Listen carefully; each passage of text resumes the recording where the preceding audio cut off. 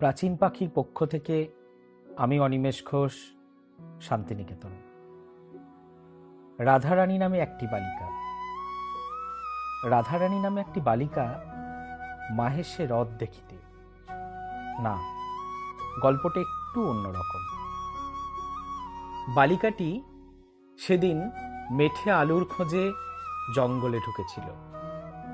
সন্ধে তখন হয় হয়। দেখল বনের চোখ আবছা অন্ধকারে ধক ধক করে জ্বলছে। ফুলকি ছিটকে বেরোচ্ছে কান থেকে। দেখল বনঝোপের ভেতর দিয়ে শোন ভাই বুলান মণ্ডল বলে কেউ কাউকে যেন পৃথিবীর কোনো অন্ধকার পাতাল ঘরে ডেকে নিয়ে যাচ্ছে, যেখানে শব্দকে হত্যা করে ফাটল পথে চুইয়ে চুইয়ে নেমে আসছে তরল নৈশব্দ।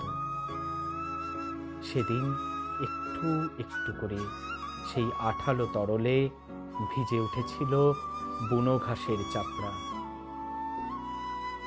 সেই থেকে বোবা হয়ে গেছে রাধারানী নামের সেই বালিকাটি। খেলে না সে, খেলনা বাটিতে শুধু ছলছল করে চেয়ে থাকে অনন্ত নীলিমা।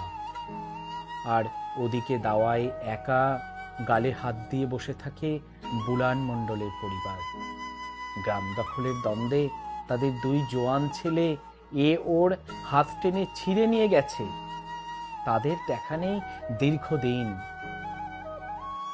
শালবনে যেখানে ফিসফিসে মিলন আর বুকচাপা বিচ্ছেদ মিথুনবদ্ধ হয়ে আছে, সেই দিকে সে চেয়ে চেয়ে দিন গুনে চলে।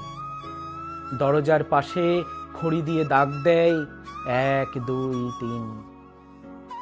খেলনা বাটিতে শুধু ছলছল করে চেয়ে থাকে অনন্ত নীলিমা।